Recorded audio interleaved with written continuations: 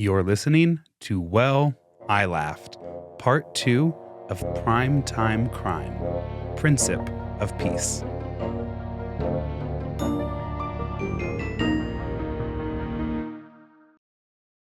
All right. Hi, friends. Hi. Hello. Hello. We're going to start off this episode with saying, hi, I'm Grant. I'm Maya. And if you don't want to listen to the little catch-up and want to jump straight into the story that I've meticulously planned for you, there's some chapter buttons, so go ahead and hit those. Goodbye. See you there. Was actually listening to a podcast for this episode that had that feature. Oh, yeah? And I was like, I'm sure you turn out a great product. This is kind of like a one and done visit for me. Skip.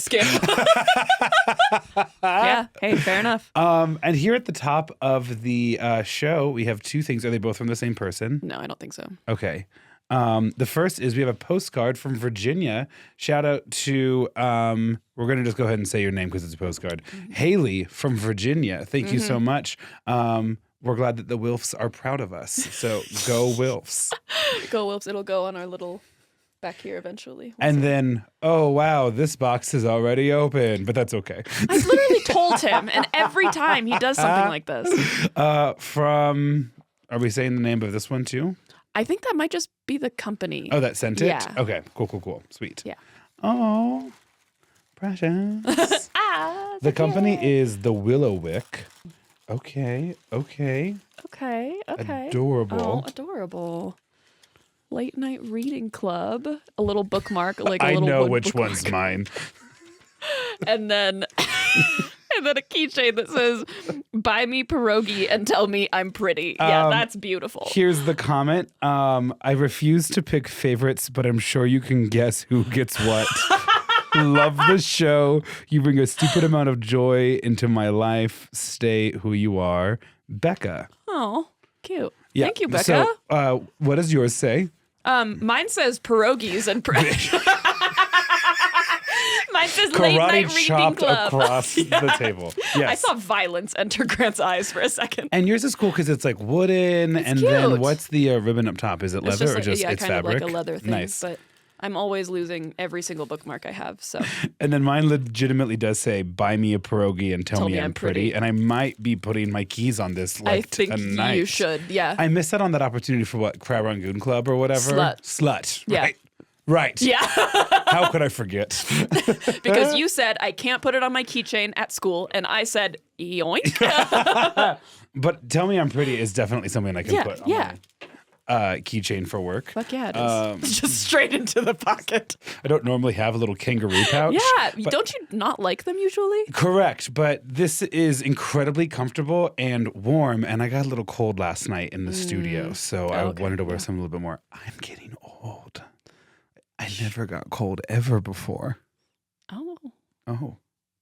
So anyways, tonight is the president's State of the Union address, and we're not going to talk about that, but I am going to ask Maya, how's the state of your union? What do you mean by that? What the fuck? All good. It was good. I did a workout today, and I'm such an asshole when I work out, and I'm truly, I truly want everyone to be their best versions of themselves, and I'm pretty good if like I can tell someone is like just way outlifting me to just like separate myself, or if I'm not feeling great, like just like separating myself from like the competition. Tonight was not one of those nights. Tonight, what time was this workout? At 5:15 or 5:30. Okay. Yeah. Why? Just curious. Oh. And so I was paired with this guy, and he started lifting, and we were doing like chest flies, and I was like, I got this motherfucker. just started fucking going for it. And I think at first he maybe was trying to like, maybe he was also feeling competitive, or I don't know. But there was one moment we were doing like, it's like a glute bridge, but it's a hamstring curl. You're elevated anyway. Basically at the point of most tension, I was like holding that position in between sets. I was really feeling myself today, but I just hear this guy go, Jesus fucking Christ. Yeah, like we all are. Like we all are, babes. I felt really good. I'm like this close to being able to do a pistol squat. I don't think it's actually a strength thing. Oh, what? I think it's a flexibility thing. It's like a squat, but you keep one leg out in front of you. Why? Why would you need to do that? You don't need to. I just think it'll be interesting when I can do it. Ass exercise. And then there's a dragon squat where you then put that leg like behind the leg that's squatting. It's a whole thing. But I got a lot of tips today from the trainers on how to do better. So also I'm watching the State of the Union on my phone next to the computer, mostly just to see if anything big happens, you know? It's like a kid watching the news for a snow day, but I do understand. I know, but it gives me peace. You know, sometimes I think, oh, if I didn't have the podcast, I'd be like going to the gym or going on runs more. And then I hear your stories and I go, that's just not in me. That's just not in me. And the way most men don't hold empathy, I don't hold whatever that is. And that's fine. I don't want to do it. It doesn't even occur to me to do it. I just think it's fun. I want to be able to do that shit. And also I walked in, so you sent me a question before I was like thinking about it and I was like, okay, I'll like think about it a little more like during the workout. I had no thoughts during the workout. The only thoughts during the workout were like, if I keep my body moving, my mind will never be resting. Yeah. Exactly. And that feels really good. I don't know. And that's nice, you know. And that's you wanted nice. me to practice gratitude, and this is me practicing gratitude. Right. I had notes about something to talk about. Do you have things to talk about? I do, but we also have 2 Patreon sessions to record true. tonight. Yeah. So if you got things to talk about, please, by all means. I've had a couple of pieces of recommendations for people recently that I have just kept writing down. Okay, get ready. Renee Christine Music is her name is Renee Christine. You can find her wherever, but her music is like Americana kind of, but she lives in or is from Appalachia. Okay. And so it's like it's like that vibe, but it's all fucking rage at Republicans. And she has a song or like, anyway, if you're feeling like you need some like Rage Against the Machine style songs, but that's not your vibe, check Renee Christine out. She also does a lot of stuff on social media. She's cool. Chef Tova on social media. Have you come across this girl? I don't think so. She lives in New York City, and the primary content I see from her is her baking, and she starts out every video with "Let's get baked" and bake. You have sent me and this. Call my mom, and she's super like Jewish, and so or sometimes she calls her sister, sometimes she calls her friend, but like most of the time it's her mom, and her mom's like, "Why can't you just marry a nice Jewish boy?" And and she's actively high. She threw like a satanic, some kind of satanic themed burlesque show or something recently. Anyway, she's come out recently. I think she's been starting to get brand deals, and she's been increasingly frustrated at brands that won't let her say the things she wants to say. And so I think there was one brand that wasn't going to pay her because they thought she wasn't Jewish enough, or like she couldn't say she was Jewish. There was some issue with that. And she was like, I will expose what you are if you do not pay me in the next 12 hours. Absolutely. Fucking incredible. That's incredible blackmail. Yeah, she is an influencer that is standing 10 toes down on everything she does. Because she performed her half of the deal. Yeah, she doesn't fucking care. And then there's another creator called Wicked Confections who is doing Black recipes that have been lost to like history, but I've seen bits of that too. And it's just like stuff that they did during the Depression era or when they were like coming out of slavery, like things that were easy and simple and like made with staples. And it's like a lot of desserts and stuff. And her stuff is also really good. So if you want to check any of that out. And I think that's all I had. I have a note in here that just says, "Is it spring?" And increasingly it is. It very much is, yeah. Yeah, you want to see the picture Abby sent me? I was like, because my friend Abby lives in New York, and I was like, are you like buried? And she was like, this was me digging my car out of the snow. God. I know. We've never had winter, and they'll never see summer. Yeah, like that's insane. You're gonna be in winter forever. It was wild. Someone said Punxsutawney Phil is so Raven right now because he predicted 6 more weeks of winter. Okay, but I need a Punxsutawney Phil for Colorado because we're in summer. It's actually so upsetting. Yeah, it's like we're getting close to shorts weather. Like I was wearing shorts on Sunday. One of my favorite little tweets that keeps getting reposted to Instagram is Alien. And the rodent is me. Yes, clairvoyant. Yes, I love that one. And the clairvoyant, yes.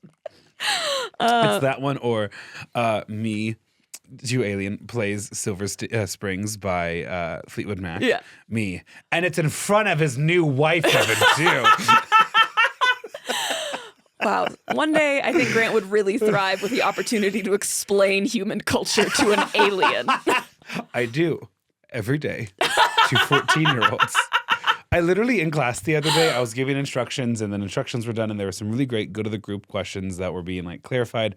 A lot of it was just me repeating what had already been explained. But sometimes kids just need like sometimes a reassurance. And I go, okay, well, we've reached the point in the instructions where the freshman boys are punching each other. So if you have any more, and 2 of them were legitimately like socking each other in the body.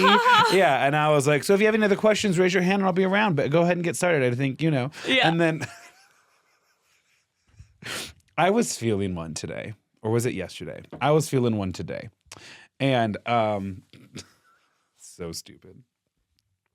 I send the class off to work time. They start working. Most of them aren't. Us teachers know the whole thing. And so after like 12 minutes, it's time for us to do like our check-in again, right? After a small burst of time. And so I walked to like the center of my classroom and I go, Julie Andrews was made famous by a song, well, one song at least, called Here Are a Few of My Favorite Things. Yeah. I don't know which one's more of my favorite thing. The students in here who, when I said started, fully turned their body to their friend and has not turned back to their screen yet, or the kids who opened up their screen and it's been a blank Google page the last 12 minutes as you were on your phone or on other screens. I don't know if it's the kids who were pretending to work or the ones who never had any intention of showing me that they're working. I don't know which one of those is my favorite things.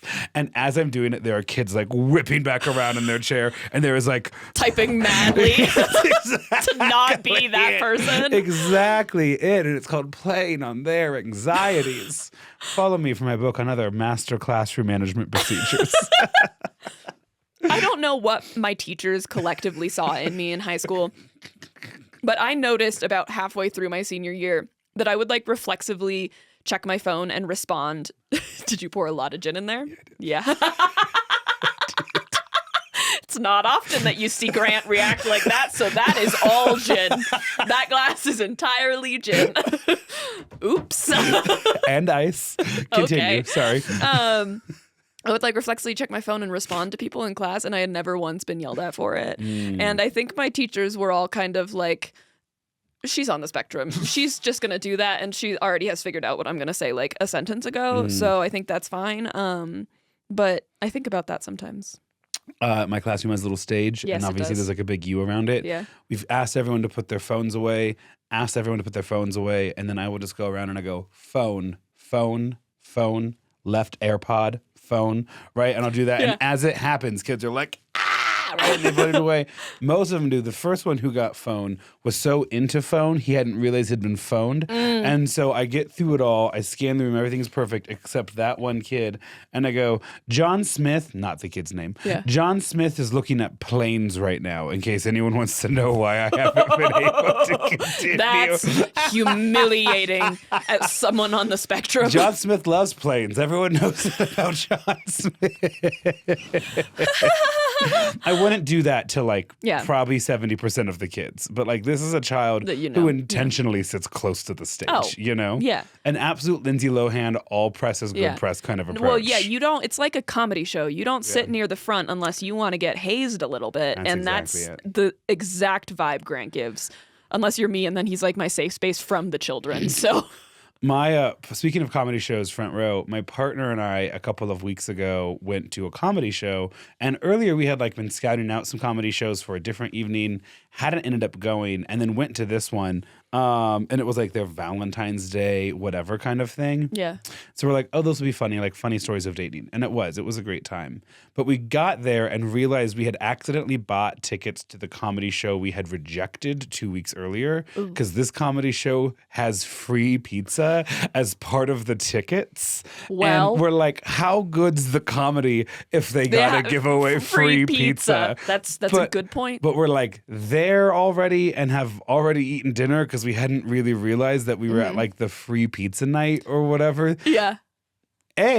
Comedy was fantastic. And if I remembered the name of the club, I would give them a shout out. It's just north of the financial district, not even in like Lodo or Rhino, just kind of its own little offshoot. It's great though, off of Broadway. And second, there were a lot of like very stylish people there going to town on that pizza. I'm like going out coat, fancy going out pants, like club going out, not like funeral going out. And then like nails done. Plastic boat, you know what I'm talking about? Shoveling the pizza in. Comedy was great. And then you can order drinks straight to your table. Right. And I don't know if they got Punxsutawney Phil working back there, but those drinks came out almost before you were done ordering. Wow, what happens if you change your order? That would be crazy. So anyways, I think we should all go sometime. And we had to sit in the second row. And me and my partner both have kind of like distinctive laughs. Mine, however, is like very large. Loud, yeah. And so, I'm trying to be aware of how loud it is. So I'm like, and how much you're punching your partner. Yeah, 100%. So I'm like trying to be like not so loud, and I'm like pulling it in, and then I'm snorting. And some of the comedians definitely like picked up on it. And I was like, no. I can't be main character right now. Don't make me sing. Don't make me sing. I have a type 5, but I don't know if it's crowd tested for this kind of environment or not. And then in front of us was, and there's no other way to put it other than the truth, 4 women who are somewhere between the ages of 35 and 62. Really hard to tell how they have aged because they are from Grand Junction. Yeah. Maya, go ahead and hit the friendly people from out of state. Where is Grand Junction? Grand Junction is almost in Utah. Correct. Like we have basically the entire western half of our state is mountains. So Denver is like almost on the eastern like side of that like halfway mark. Grand Junction is literally on the westmost border. Here's a cultural explanation. Once you land in Denver, you can eat at a vegan restaurant in every county along I-70 until you get to Grand Junction. And then there are several options for various forms of meat. Right, exactly. I'm certain, and farm equipment. It Fergies it, bangs down, flip it, and reverses it. Yep. Yeah. So anyways, they're in the front row in front of us, and thank God for them because they show up drunk and get drunk. And at one point, one of them just raises both of her legs at one of the older comedians who did. And when I say older, I mean like 2 years older than me, which is 35, and that feels old now all of a sudden. Because he's like, yeah, and like I like cougars. Just legs up. And I was like, this place got it all. This club has everything. Free pizza, 6 middling comedians, and an MC couple who's very open about being very open.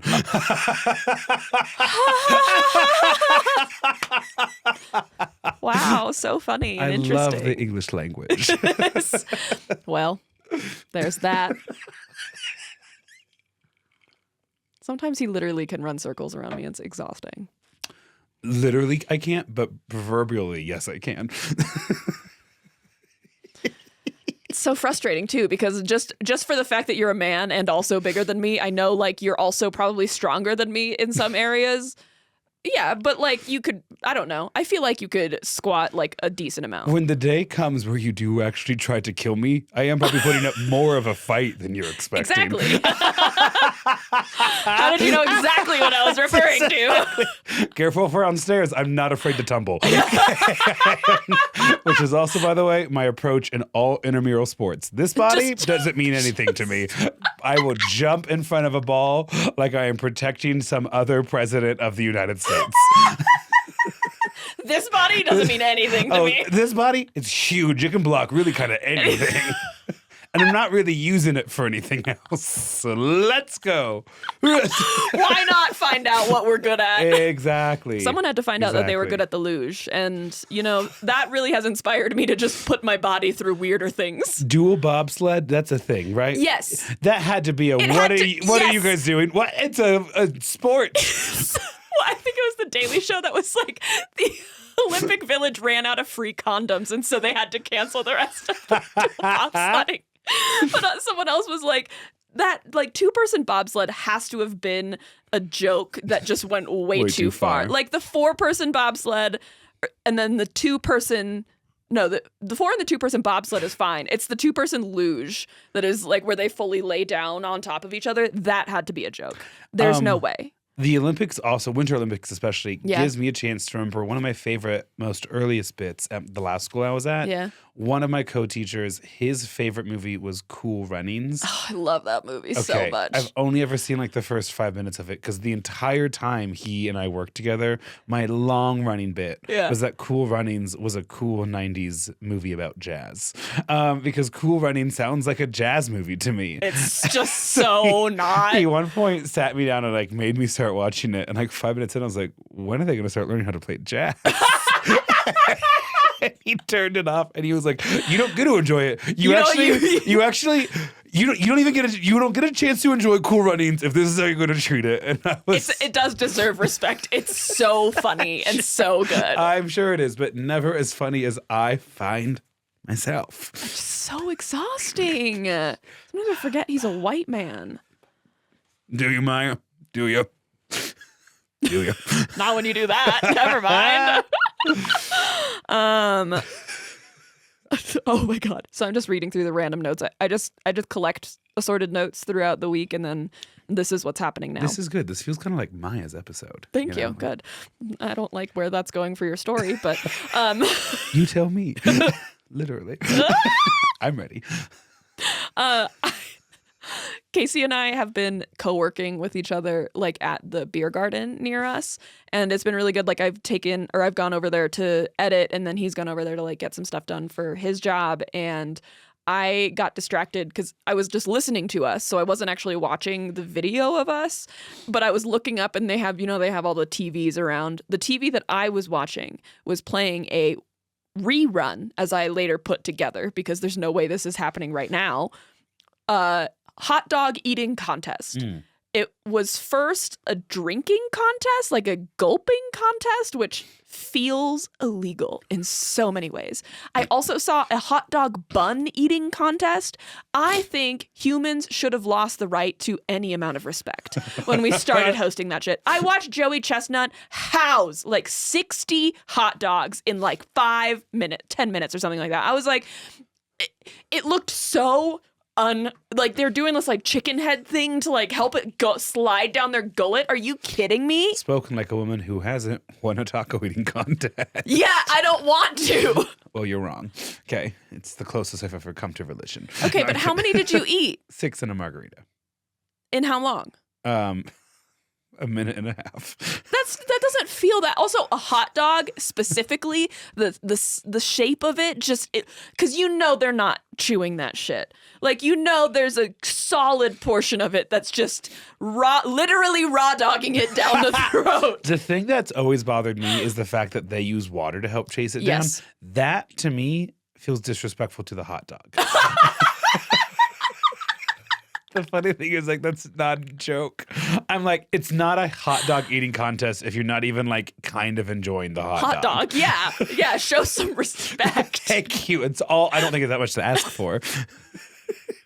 Weird. Kind of perfect segue into this happened in class the other day. So the kids are writing persuasive and informative speeches, which means we are working with them on how to create like a catchy opening story or line or example, some way to capture their audience. We call it an attention-getting device. AGD. And I always tell the kids, hey, this part of the writing is always going to be difficult because this is creative writing. And the rest of it is more like analytical and rhetorical writing. So this is just a completely different skill set than what you're going to kind of have to use throughout the rest of your speech. And so it's okay if like you struggle with it. And that means it actually does take you longer than 3 minutes to figure it out. It might actually take you all class period to figure out what you want to say and then how you want to say it. So a girl comes up to me. Sweetest thing, means no harm. Yeah. But this is her AGD. Oh my God.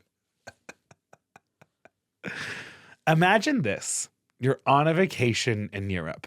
You're feeling tan and thin, and then you fly back home to America. And what do you see but a bunch of fat people? That would certainly get my attention. Goes so wrong, literally so quickly. Her speech is on obesity. But it was... And then you see a bunch of fat people. It was actually so wrong. It provided a perfect learning moment. I was like, hey, y'all. Real quick, fun reminder of some of the principles of this. The thing you're making fun of cannot also be the thing you're advocating for. You're talking about. And if it is, you better be using we. You better be at the heart of the punchline. You better be part of the thing that needs to change. It's not a joke unless everyone is laughing. Correct. And so, like, I then tossed out this example, and this kid is... appreciative, has no shame reflex. I don't know, but I'm like, for instance, if you wanted to do a speech on like obesity, instead of being, look at all these ugly fat people, you could say something along the lines of like, I failed in my mission last week. I attempted to leave the mall without an Auntie Anne's pretzel. To leave Costco without a hot dog. Right, exactly. Yeah. Something no one has ever accomplished before. What, has any American ever denied themselves the savory yet surprisingly sweet goodness of an Auntie Anne's pretzel with processed nacho cheddar cheese? I think not. No. And while my love of Auntie Anne's might feel harmless, the fact that it's so hard to say no to so many unhealthy choices is actually a larger problem we should talk about. I know he didn't just come up with that. I know that. But it's so fucking annoying. I know. Well, that's actually, I was texting some friends. I was like, that's one of my favorite things about this unit. I'm like, basically like, let's dress up your bullshit, kiddos. I don't say that out loud, right? But like essentially, students will be able to dress up their bullshit. It's like essentially the point of this lesson. Yeah. Have you ever not had a point and need to find it mid-sentence? This lesson, you know? Yeah, I could actually probably benefit. And then report it as revenue. Shout out to entering Enron. That episode's so funny. No, it's a lot about financial fraud, but it's a real knee slapper. Stay with me. I was like, I swear it's funny. It sounds dull, but it's so funny. And then my friend Sophie like texted me about it after, and she was like, "That was hilarious." And I was like, "Did you see the graph?" And she was like, "No, I haven't seen it yet." And so I sent, because I still had it on my phone, and I sent it to her, and it has all the lines going in circles. And she was like, "You are fucking kidding me." No, it's so bad. And also, like, the Dow took a hit today. Like the Dow? Oh yeah. Does that mean we're arresting some people to do with Epstein? Ooh. I hate it here. Ooh, okay. Here's the thing. I don't know if this episode is going to be as funny as financial crime. Damn it. But I think there's some gems in it Okay, still. good. Okay, so Maya, we're going to kind of jump into this. Okay. You told me the topic was primetime crime. Mm-hmm. And then I came up with my first topic. And Oh, yeah, because yesterday you changed it, right? Kind of. Yeah. And I was like, okay, so it's going to be this topic. And then I was leaving the store the other day, and I was robbed. What's your definition of robbery? You just said you were leaving the store and you were robbed. Mm-hmm. I assume you were mugged. Like someone took your wallet or your keys or your groceries. Correct. It was 3 people, 2 of them under the age of 6, and their mom. The Girl Scouts set up square in front of the sliding glass doors at the Correct. grocery store. Because here's the thing. Do I have a choice? No. Do they take my money? Yes. The issue, That's a robbery. It used to be so beautiful because you could always say, I'm sorry, I don't have any cash on me. And then they started taking credit card. And then you had to be, I'm sorry, I don't have my wallet on me. Right. And then they started taking Venmo. And then it's like, I'm sorry, I don't have my phone on me while you're actively like playing stupid games on your phone. Exactly. Yeah. And they can see the giant bricks we all are using to nuke our thighs with. Yeah. And the really tough thing is, I don't know what they're doing on their end. I don't know what partnership Girl Scouts and Venmo have formed. Yeah. But when you go to scan the little QR code, it doesn't ask you how much do you need to pay. It's rung up and ready to go. So you're like, I'll take the first time it happened, I was like, I'll take 2 boxes. Would you want credit card or Venmo? Like, which one do you get like a bigger cut of? Because I know obviously it's a fundraiser. And she goes, we get the same either way. Venmo's just definitely easier. So I was like, great, let's do Venmo. And then I open up my Venmo and I open up the camera to scan the QR code, and it scans it, and it just goes, thanks so much, and it's just done. $12 is out. Oh my God.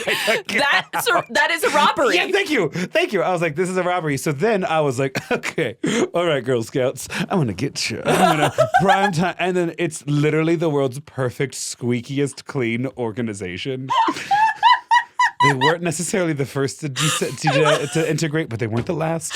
They're very inclusive of trans scouts. Specifically, the Colorado branch started it. They have a don't ask, don't evangelize policy around being gay. You know, they're like, God, we would never define that, but for some of you, this word, like, it's a literal perfect organization, and there's nothing you do to take them down. I just want to point out, for Liar Liar, I wanted to do Helen Keller and then got rebranded or got redirected. And then for this Primetime Crime, you were like, the Girl Scouts are going down. I didn't fully pull the plug on that story until like yesterday afternoon.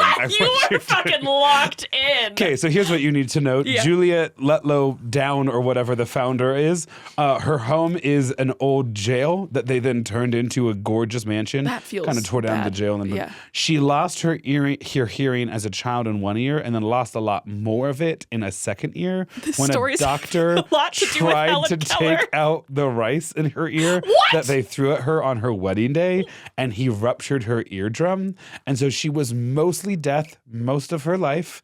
You said deaf, not deaf, and I think that's funny. Mostly deaf most of her life. Yeah.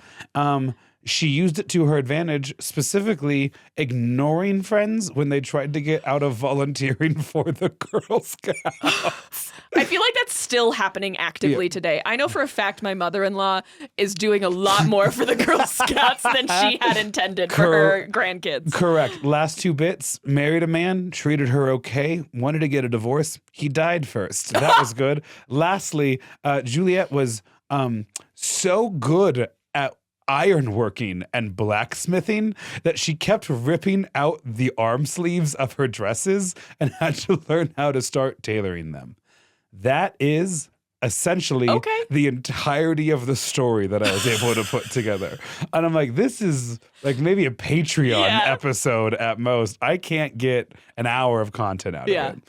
And so it's not the Girl Scouts. Is it Helen Keller? It's not Helen Keller. Famous disabilities rights activist that we've all believed forever. I never once didn't believe her.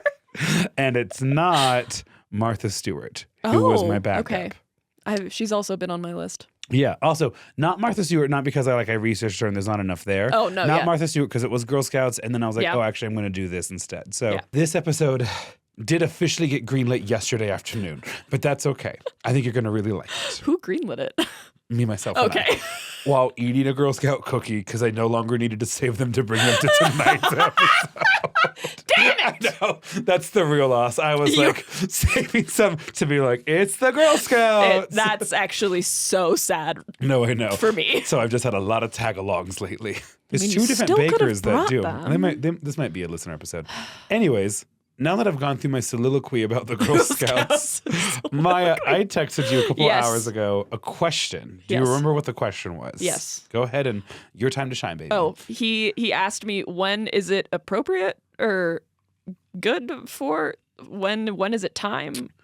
When is political violence justified? Justified. Political violence justified. And then I immediately hit a pothole on the way to F45, and I think that might. I had to turn down the volume of the car to make sure she's still breathing.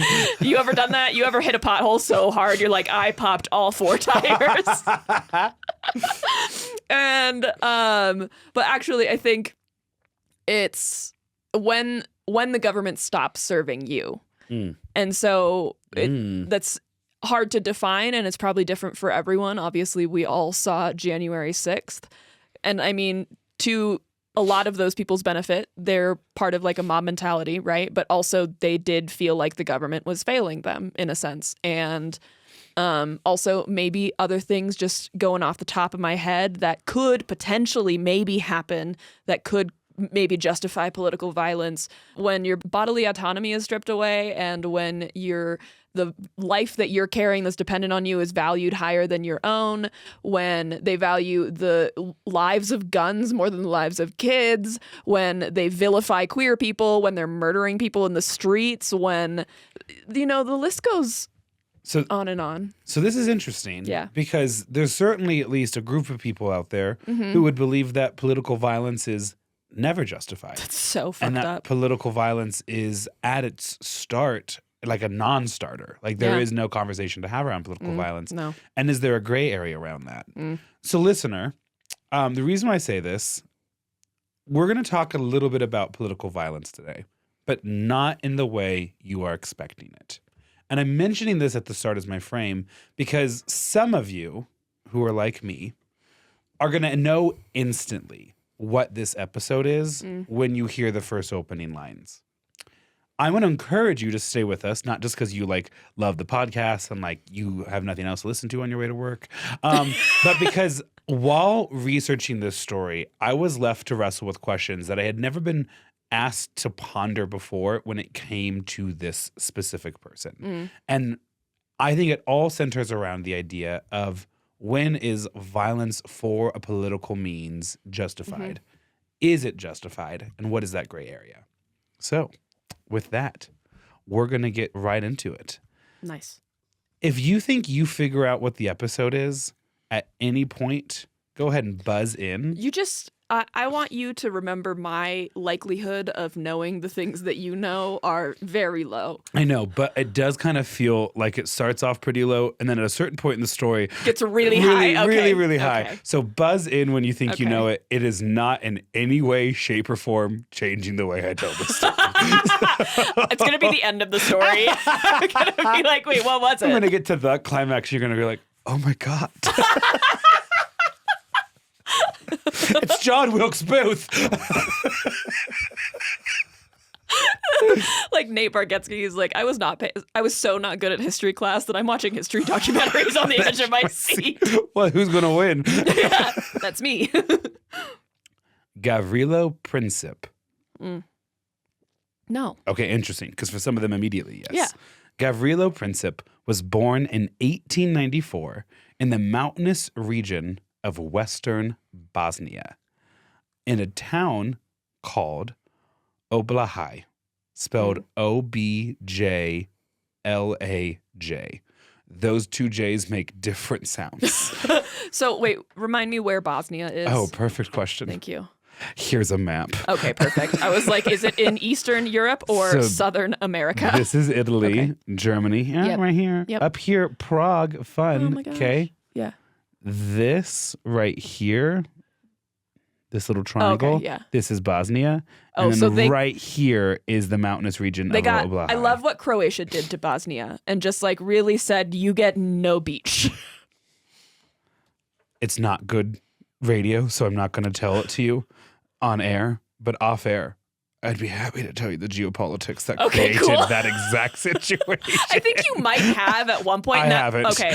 Yeah. Someone told me that, and that's why I think it's funny. It might have been on TikTok or something. So happy to explain why that is the way it is.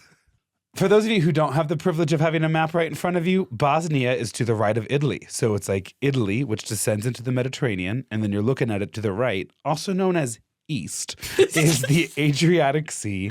And then on the other side of the Adriatic Sea is a region we know as the Balkans. There's Croatia, Bosnia-Herzegovina, which is the main region that we're going to talk about today. You also have like Albania and Slovenia, Serbia, Montenegro. This is the region known as the Balkans. You would understand it as Southeast Europe. The town that Gavrilo is born into, spelled Gavrilo, is poor. Like poor. And Gavrilino's parents are especially poor.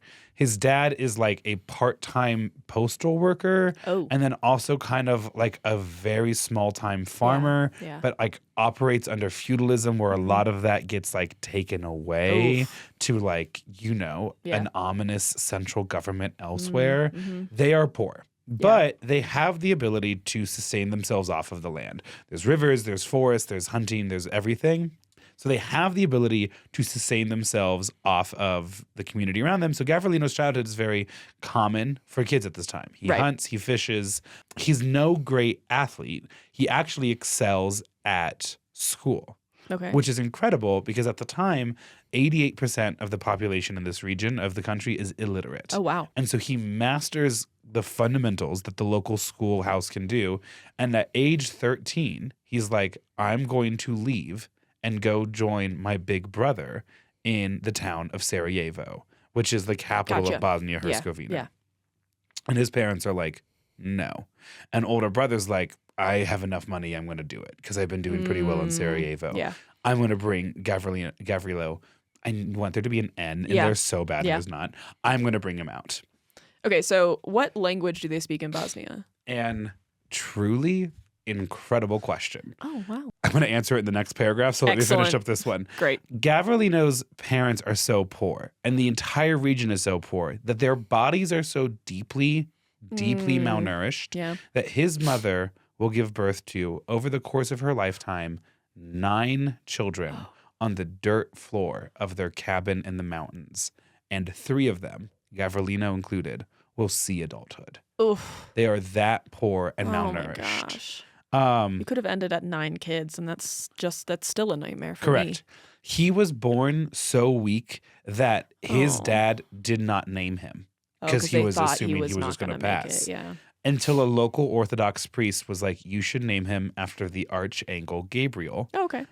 Which is known for a couple of things. He's known for having God's strength, which they think like maybe went into Gavrilo and like helped.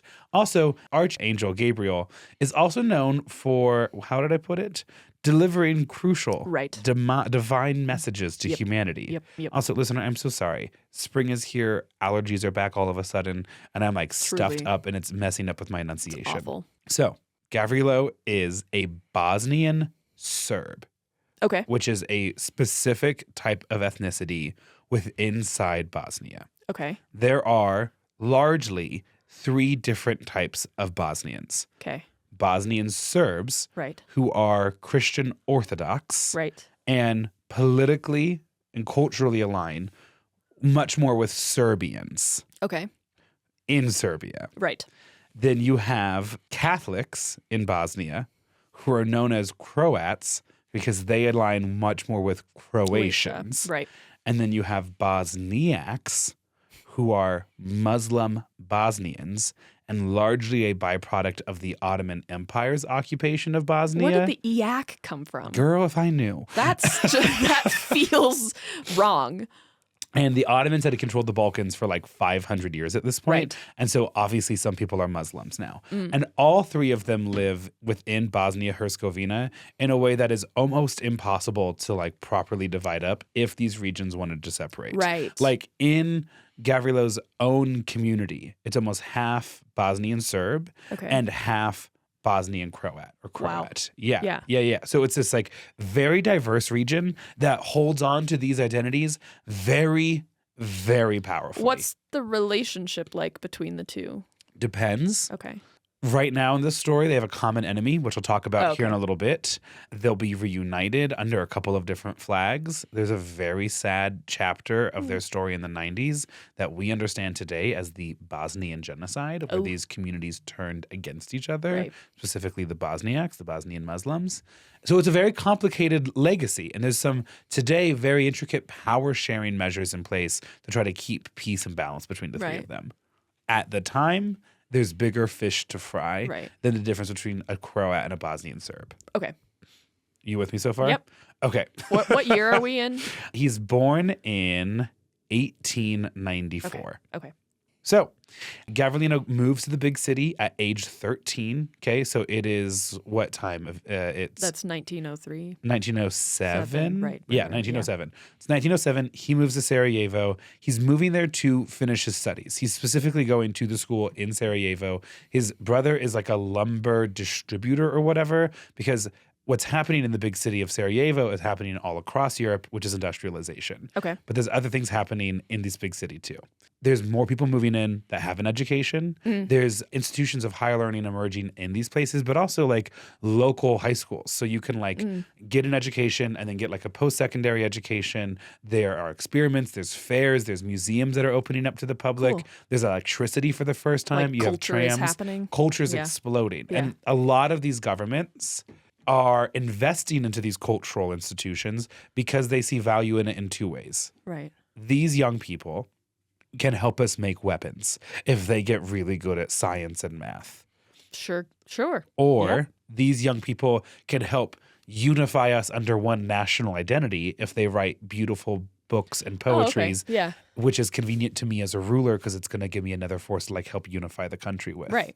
Or like I just enjoy going to the theater and eating good food, and I need culture to make that Yeah. happen. Or like when dignitaries come in from other places, I want them to see a center of Europe here in my capital city, Right. and that's important Okay, to me. yeah. So there's state level investment, an influx of young people. The mirth of industrialization means that you have new jobs in these cities that then helps provide income for these new residents. So you can like get a job. So it's all a very explosive environment so far, which gets us to chapter 2. Oh. Off to the big city.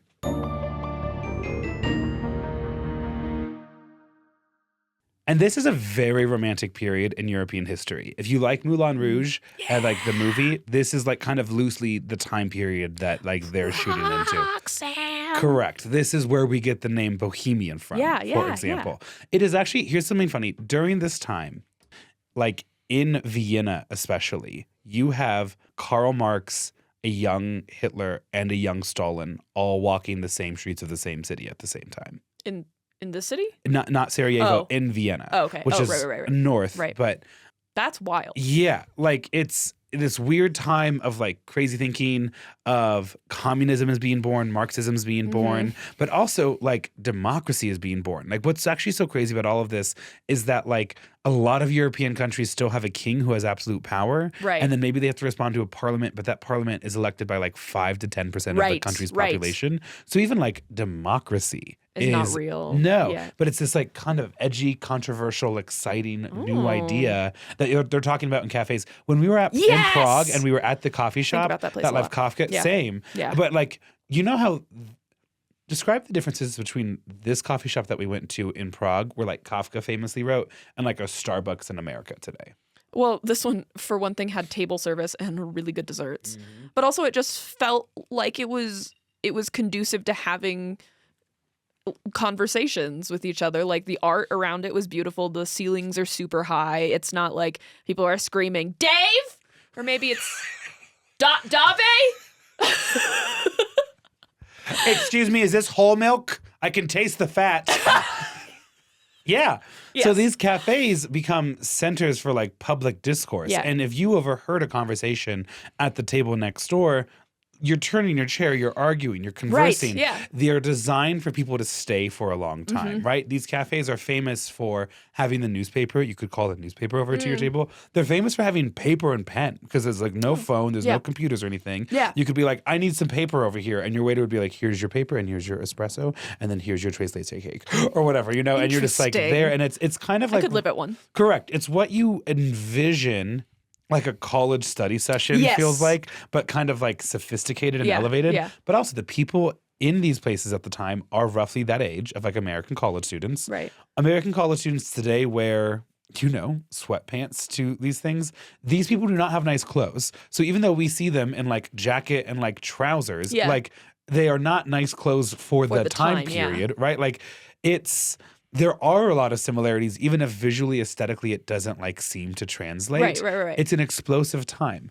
And it's a very different time for people depending on what city you live in. So if you live in London, Paris, or Berlin, you are wondering how your nation can conquer the world. Right. I forget how recent that feels. Correct. It's like 100 years ago. They're like, we're going to conquer the eastern half of Africa, and then when we get back, debate a woman's right to vote. Like that is just for funsies. That's legitimately happening at the same time. Can I ask you something? Of course. What the fuck happened to Portugal? It was so powerful, and now what? Now it's like not really a player. It like ruined a lot of countries' lives. So a big part of Portuguese trade was centered in the Indian Ocean, right? And that was then overtaken by the British at a certain period of time. But that had funneled enough wealth for them to colonize these other parts of the world. But then these other parts of the world started to express a desire for independence, like Brazil, for example. Right. So the loss of the Indian Ocean trade and the loss of Brazil was two pretty big blows to the Portuguese Empire. Ironically, though, the loss of Brazil happens around a lot the same time that the Spanish lose their colonies abroad. And so Portugal's Spain coincides a lot with the fall of the Spanish. Portuguese fall coincides a lot with the fall of the Spanish. We just don't study it as much because the Spanish were a much bigger player in our neck of the woods than the Portuguese world. But as both nations lost their colonies in the Western Hemisphere, they both also held on to possessions in Africa and Asia through violence. And then those empires fell through a litany of different ways. For Portugal specifically, they lost their African colonies in the 1950s and 60s as they experienced intense violent revolutions against Portuguese control. And the Portuguese sent a bunch of soldiers in to try to suppress it. And then the Portuguese back in Portugal were like, oh, we don't want to keep dying to hold on to Mozambique, which is full of Mozambiqueans who should govern themselves. Who don't want to be owned by us anymore. But that period of decolonization for Portugal happens largely at the same time it does for the British Empire, with places like Kenya and... so they just have been overshadowed. A little bit. Kind of like every their time. Stories don't hit parts of the world that would be important to your AP U.S. history teacher. Interesting.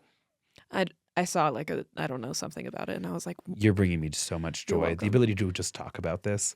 And obviously, it's I'm just like crazy that he just that just came out of his mouth, right? Like you could ask me almost anything like that in history, and I would have negative. I would have a vibe. I would have a vibe of like, well, this happened in Las Vegas, and.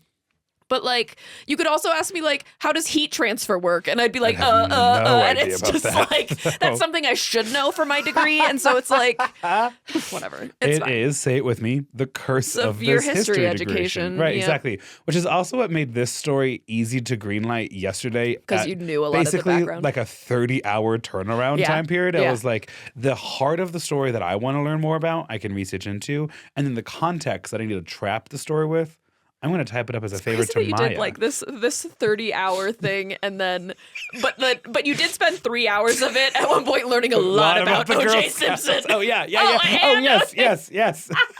And I slept some. Yeah, no, I understand. I keep a weird schedule. I'm very lucky. It's wild. I'm lucky. My partner like just kind of vibes with it. To be completely honest, because I know I keep a weird schedule. You do. Okay, so if you're a young person in London, Paris, or Berlin, you're like, how can we conquer the world? It is our right to conquer the world. Like, we are the best at it, and it's important that we conquer the world better and faster and more so than these other two people. Yeah. That is, there's a lot there, but that's happening in England, France, and Germany. But in cities to the south of them, in Southeast Europe, cities like Budapest, Vienna, Zagreb, and Sarajevo, they're asking a slightly different question. Not one about world conquering, but instead one of national identity, cultural identity, the significance of self-government independence and the right of their king to continue to rule them. Because here's the fun thing about Zagreb, Budapest, Vienna, Prague, and Sarajevo is they are all united under one flag.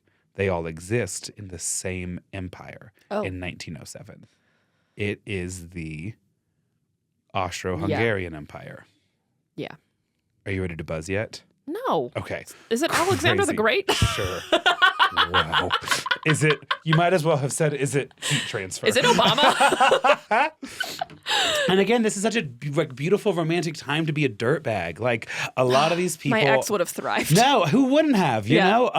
Well, some of us. But, I like comfort. yeah, like for instance, like public houses are very much a thing at this time. And so like as long as you are fine with like sharing a bathroom and a sleeping room with like 8 to 20 other people, like you have the ability to do that, right? You can like pick up some like day laboring, things like that, make some cash, right? They're all gaunt thin because they don't have enough money to eat anything, right? They're just like drunk and drinking coffee, which is also probably pretty bad because like, you know, I mean, when like, you're malnourished, I don't think coffee is the best. Right. Probably. Keeping them awake though, you know, that's true. it's warm. Some of them are at times, the European word is rough sleeping, which means sleeping outside in like door frames and things like that. Yeah.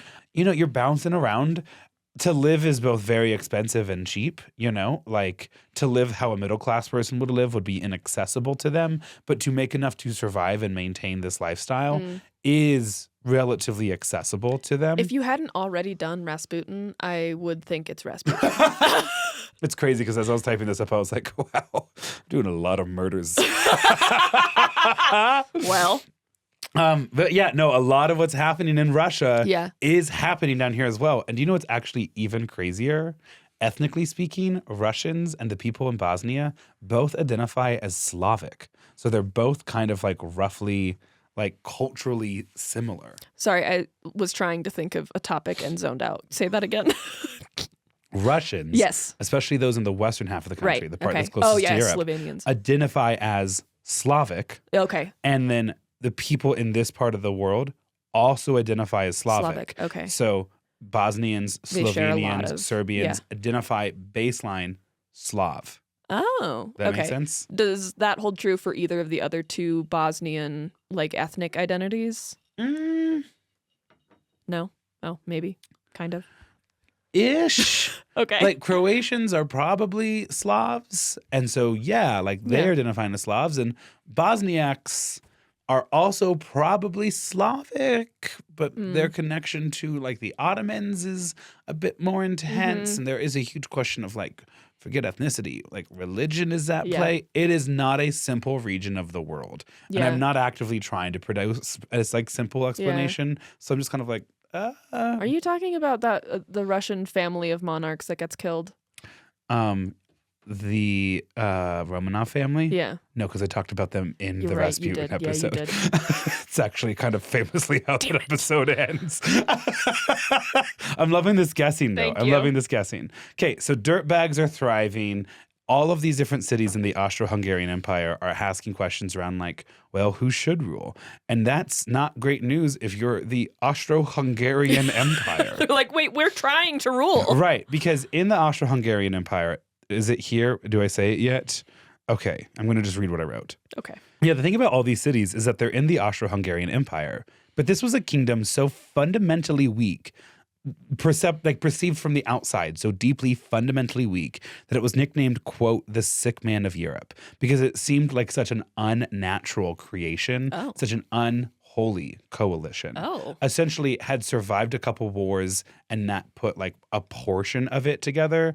And then as the Ottomans shrank in power, they were opportunistic and like gobbled up parts of the shrinking Ottoman Empire. Yeah. But it is not necessarily a like natural looking empire. Yeah. It looks kind of like if you were to hold a balloon. Right. It's like very thin on the left side. Yeah. For those of us who don't know directions, the western side. Yeah. The part that touches Switzerland and Italy, the part that is Austria that's today. huge. And then balloons into such a way that it would touch like modern day like Ukraine and Belarus. And that's giant. And it's also the entire Czech Republic and Slovakia and whatever. So it's known as the weak man of Europe.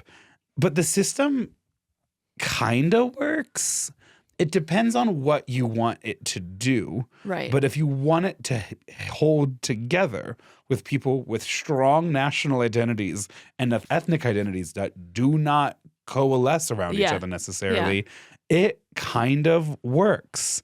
See, Austria governed half of the country, and Hungary governed the other half of the country independently from each other. Who? Right. Yeah. Right. So you, like, for example, one scenario might be able to vote in Austria, but not in Hungary, and pay taxes and send your son to go fight for the Austro-Hungarian Empire. When portions... Doesn't make any sense. No, it doesn't. When portions of Hungary trade with portions of Austria, they have to pay tariffs. They can't even freely trade within the borders of their own empire. Whoa. Yeah. They only function as a united front on foreign policy. Oh. Outside of internal politics, they are a united front. On the outside. Correct. They are both led by the emperor of Austria, and the king of the Kingdom of Hungary is the same person. And when they get fused together, okay. so it'd be like, welcoming Her Excellency, the leader of all, the divine Emperor of Austria, King of the Hungarians, Protectorate of Dalmatia, Croatia, Mother Bosnia, of dragons. correct, Maya Warner. I like that. And so you hold all these different titles, which Yeah. we see elsewhere and is a byproduct of these kind of weird coalitions Right. at the time Yeah. of like, these places want to remain independent and are going to hold on to some versions of their identity. Yeah, but they need their own kind of ruler or Right. figurehead. It's also funny to me because America has this.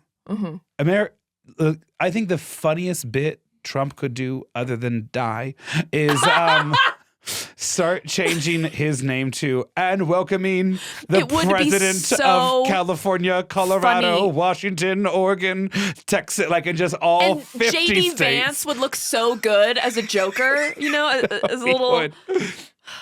Sorry, that was hilarious because I immediately looked at my phone and Erica Kirk's face was on. And you were like, the funniest thing Trump could do aside from die. No. And that's all I have to say. It's an Erica Kirk reference if you don't get it. So, like, what I think is extra funny about this situation is we actually, as Americans, fully understand how the system works. Yeah. But we also understand the sharing balance of power that Right. we call federalism. Right. Out there, Right. they're like, we were at one point our own independent country that lost people in a war trying to stop you from taking over us, and now you're our king. And that's different. Yeah, that's and you tough. know, if you're one of the 13 traitors states in the South, you too kind of have that experience, but you deserved it. So Some of them still don't acknowledge it, as Grant learned the other weekend. So fun. here is a rundown as to how this empire works. Oh, and you let Jesus. me know if this seems like something built to handle internal division. Already Okay. it's divided. So, diverse empire ruled by one dude, Emperor Franz Joseph of the Habsburg dynasty. Hungary's government Is this the assassination that started World War I? Yes, it is. Hell yeah. I was like, It did take me a long time to get there. you have absolutely hit the spike. And as soon as I said Franz, I'm like, bitch, if you don't get Yeah. this. I was like, wait a minute. Here's the fun thing, though. Franz Joseph, he's going to live. Wow. I know. Did not see that coming. So Franz Joseph is the Emperor of Austria and the King of Hungary, and the most recent byproduct of the Habsburg dynasty. Okay. Hungary's government is kind of elected. It has something we would understand as a parliament. Okay. That is elected by a whopping 5% of their population. And what do you need to have aside from a penis to be able to Hadn't looked vote? into it, but I Probably think we land. all know. A lot of land. Yeah, I think we all know what you need. Certainly need to be Hungarian. Let's go ahead and say that too. Maybe some bruises on the knees, you know. Austria's isn't. So Hungary has a parliament. Austria has kind of like an imperial council, and the imperial council is just like noble people who have titles who kind of get put there, and the king's like, stay chill, my dudes. And they're like, thanks for giving us a seat in government. That's the life. They split the territory almost perfectly, equally in half, and govern absolutely their two regions, which is bad because the empire is about 26% Austrian and about 23% Hungarian. I think I remember this when we were in Prague, not you and me, but when I was with Casey's family, and we did like a World War II tour, but we talked about like how the border of Prague changed a lot, and I think that was part of it with the Hungary. Well, and there's absolutely a reason why this would be part of Prague's history, because Czechs, which is like an ethnic group, who are largely cultural, capitally based in Bratislava and Prague, make up 20% of the empire's population and hold almost no power in it at all. That's crazy. Whatsoever. Yeah. Yikes. And are governed mostly by the Austrians, who, being German, are ruthless oftentimes. Not really what the Czechs wanted, I don't think. Or the Croats, Bosnians, Slovenians, or Serbians. Everyone hated it. There's also on the outer fringes Moldovians and Romanians. Right, I remember that. Yeah, because it's like all over. That's wild. These regions don't have any seat at the upper ends of the table when it comes to like power, but have varying degrees of their own independence within all of this. Okay. Right? Croats, basically none whatsoever. Same kind of with the Czech. Okay. Bosnians, maybe like a little bit more if you're in the Bosnia-Herzegovina region. They don't have any ability to require change at the top level. They don't have any way also to like leave, right? There is no mechanism for like an independence reformation, which we might see today. Like there's no democratic way to vote for it. Yeah, they can't do anything. Correct. Yeah. In other words, violence got them into this situation because they lost a war or conflict. Violence is probably the only way to get out. Yeah. So then, again, as some of you now understand like where the story's going, I go back to that initial question. When is political violence justified? I think it's when the government stops working for you. And I mean, obviously, this went unsaid that like you have to try through the system. But like when it stops listening and it keeps not listening and it keeps not doing shit, at some point there's a breaking point. And that government's not working for you. So there's no point in. Correct. I think there's other elements too, though. Yeah. It's like I can disagree with my government, but as long as I still possess the mechanism to try to change it, violence for I think a lot of people is still then a non-starter, right? It's like if I have the ability to vote in like what is considered a fair and free election, right? And the system is not rigged in such a way, and this is where we get into like the Senate and the Electoral College and like the crisis of American democracy. Right. But like if it feels like there's a fair chance, even if I lose, most of us don't believe political violence is appropriate still because there was a way and I lost. And at the end of the day, like the answer can't be I get my way or I start shooting, right? And for these people in Austria-Hungary, they don't have that mechanism. They don't even have an option. No. But one region that enjoys the most independence is Bosnia. It's the most recently joined into the empire, and the Austro-Hungarians had faced so many other internal crises that they were like, hey, Bosnia, okay, you're here, hang out. Stay. There's drinks in the fridge. I'll be right back. And then they leave. They put a note on the door that says, dog is safe, air conditioner on. Correct, 100% correct. And then the Serbians start kind of poking around because Serbia is its own independent nation. Right. And when Serbia starts poking around, the Austro-Hungarians are like, hey, this is mine and you can't take it. And this starts chapter 3, the empire fights back. Nice. I know. So all of that ends in 1908. Right. Austria slams down control on Bosnia-Herzegovina. Right. Specifically by fully annexing it into the country, which feels like a strange like distinction for us. But essentially before this moment, Bosnia-Herzegovina, which is the name of this region, had operated as a state within a state, more or less. Right. And now they were fully part of the Austro-Hungarian Empire.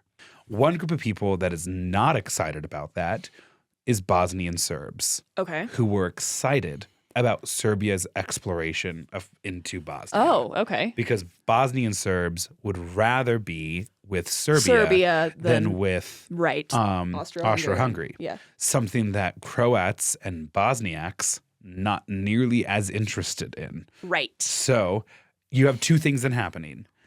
This move politically ostracizes Bosnian Serbs, but kind of folds in Bosniaks and Croats. The most important thing is it asserts empire and imperial control on Bosnia for the first time really ever. Yeah. It's 1908.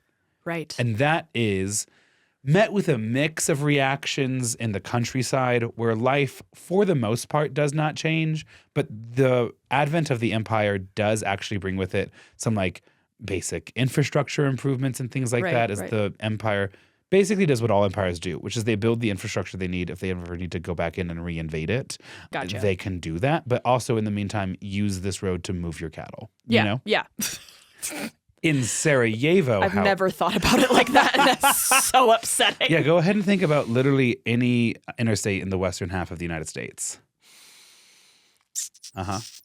Yeah.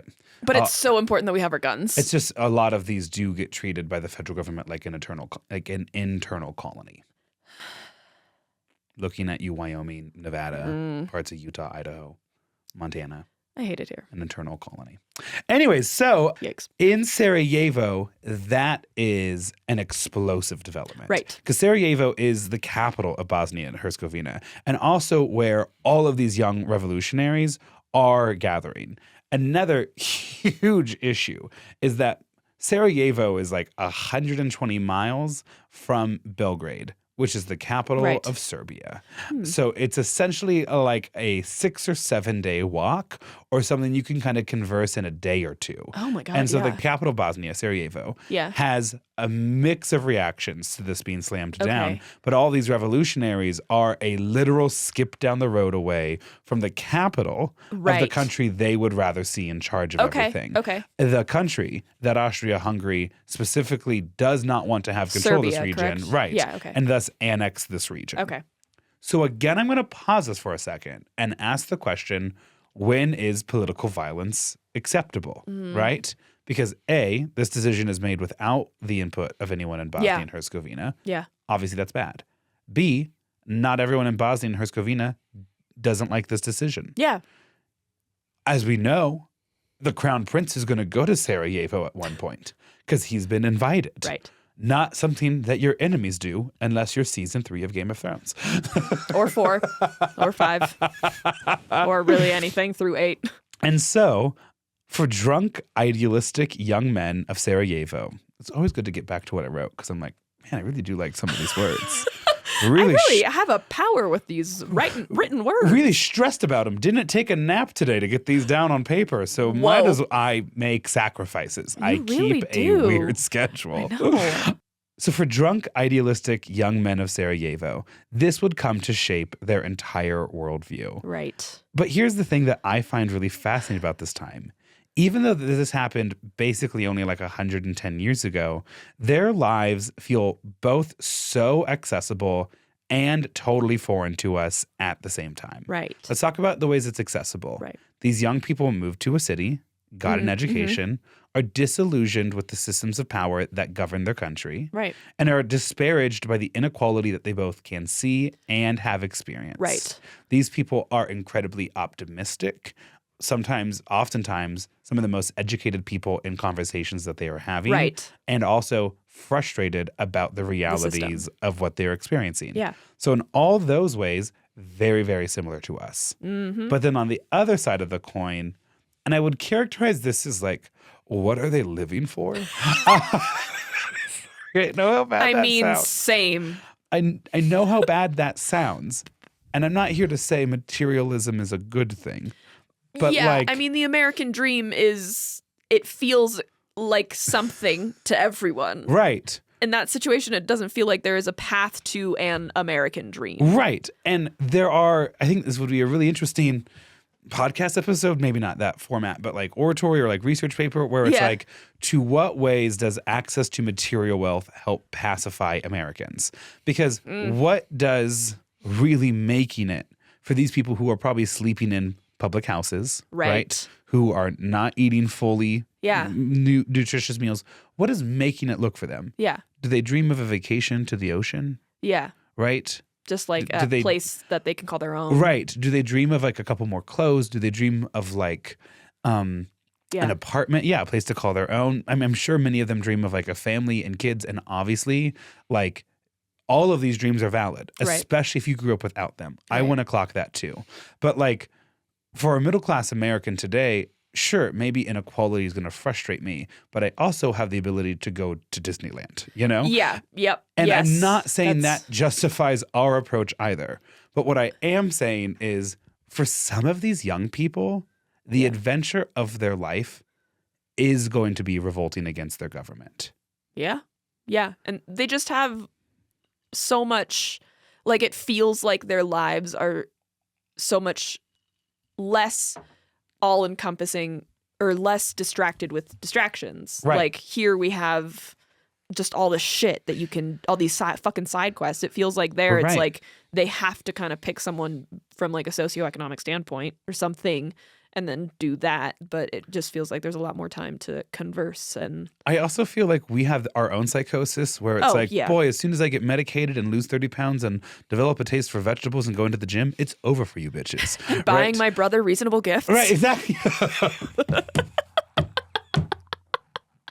Don't you know it? Don't you know it? You know, and so there's still this idea that we possess as Americans today the ability to make a meaningful change for somebody somewhere. Yeah. Does that exist for young people at the time? Mm-hmm. Oftentimes, no. In fact, at the start of World War II, which we're clearly creeping up on, a lot of young men write and talk about how incredibly excited they are to get out of their home county, to like see the world for the first time. And so this grand, violent adventure is both maybe A, the most important thing they will do with their life, and B, just like almost too big for them to get their hands around a little bit. They feel like they're part of something. Yes. They feel like they're important. And I think when you look at those situations, the fact that they would get radicalized towards violence shouldn't be a surprise. No. Yeah, not even a little bit. Especially if it's mostly men. Right. Yeah. Especially if it's mostly men, especially if they're, you know, not necessarily well off, but have the ability to see what's well off. Yeah. And also, too, like, Gavrilo has lost 6 siblings at this point. Right. Yeah. You know? Yeah. Like, he's seen loss. Yeah. He's seen real loss in an empire that does not care about him. And never think, has no indication that they ever will. Right. And that's the other part that I think is kind of hard for us today to understand. When politicians run for office today in America, they work to make themselves look like one of us, even though we all know they have country club memberships. That is not something that is happening at this time. Mm-hmm. The life that Gavrilo has lived and experienced is totally foreign to his political leaders. Right. The emperor. But also, and I think this is a really untethering way, is different from any life his parents or his parents' parents or anyone else has lived either. No one else in his life has moved to Sarajevo and worked in a factory and gone to these coffee shops and lived outside of the community that they raised in. You know, when Gavrilo was 8, he probably knew the girl he was supposed to marry, right? And now there's this whole other world. And what's the guiding light around that? And if Gavrilo doesn't die during this experience, he'll live long enough to see a person land on the moon. Like his life, and that's honestly, here's the thing. Do you know how old he'll be when that happens? How old? He'll be like 67. What? Yeah. Bro. The radio was just invented, and he will very easily, he'll probably live to see AIDS and the Reagan administration. Okay. So it's like I say all of this to intentionally disorient us around how inaccessible the minds, lived experiences, and perspectives of these people are, even if there are lots of stuff we can identify with. It's also hard because, like, even if someone that we don't like gets elected, I'm looking at one right now. Right. We know that theoretically there is going to be like this amount of time that we have to deal with this person as a leader is finite. Right. You know. Meanwhile, Emperor Franz Josef was the emperor when Gavrilino's parents were born. Oh. Yeah, that seems endless. Right. And so when I promised at the beginning, like the way I've always been told the story about Gavrilo Princip is he was like a young terrorist who shot a perfect angel and then the whole world went to war because of his young foolishness. Yeah. And in studying the story, you understand, well, he maybe actually had way more motivations that we can at least respect, even if we don't necessarily agree with them. Yeah. he's this much more complex, I think, young person. Yeah. You know? Yeah. Okay. I gotta focus up now. In 1908, the empire comes in.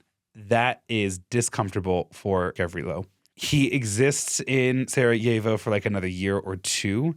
In 1910, he will see one of his friends attempt to kill a Austrian like officer in the streets, like a representative of the Austrian government, fail to and turn the gun on himself for the last bullet.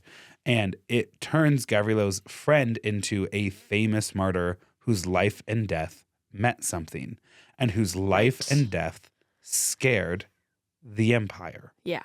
Two things that he is very much, at that point, 16 years old, very, very attracted to.